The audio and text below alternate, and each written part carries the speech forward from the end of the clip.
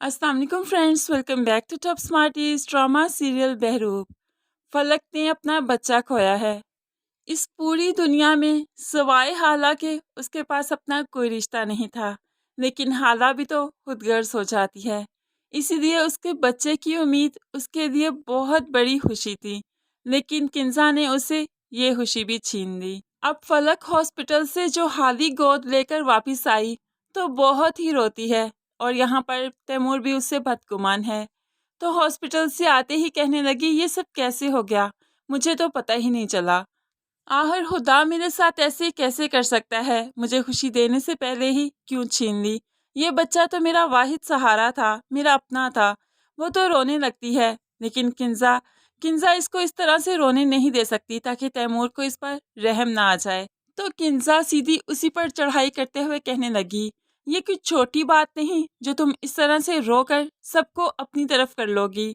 तुम्हें क्या लगता है, तुमने जो तैमूर के बच्चे की जान ली है वो तुम्हें माफ कर देगा?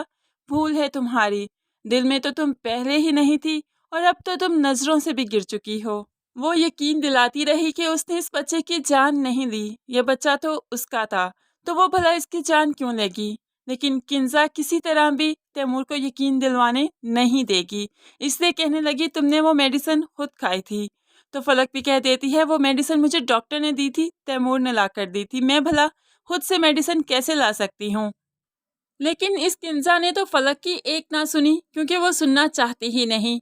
तभी तंग आकर फलक ने भी सच बोल ही दिया, मैं जानती हूँ ये सब आपकी साजिश थी, आप चाहती ही नहीं मेरा और तैमूर का बच्चा होता, भला मैं अपने बच्चे को क्यों खत्म करूंगी। ये तो आप चाहती थी ना कि तैमूर का बच्चा ना हो, इस घर का वारिस तैमूर की तरफ से ना आए।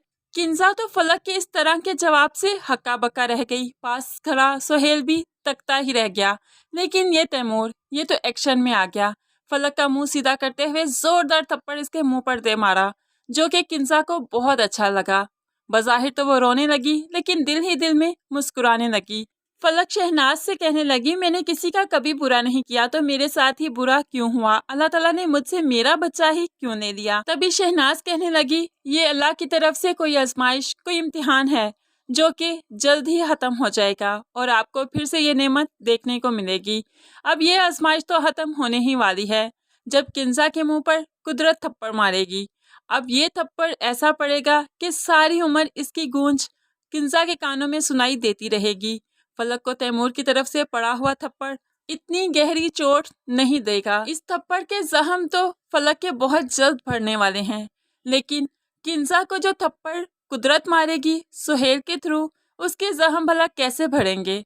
वो जख्म तो कभी भर ही नहीं सकेंगे। अब सोनिया जो सुहेल से शादी करने वाली है, तो ये कुदरत की तरफ से किंजा के मुंह पर एक थप्पड़ ही तो है, जिसकी गूंज इतनी ज्यादा होगी कि इसका पूरा घर ही हिलकर रह जाएगा, लरस कर रह जाएगा। तो फिर इसी को ही तो मकाफात कहते हैं, जो कि किंजा को अदा करना होगा।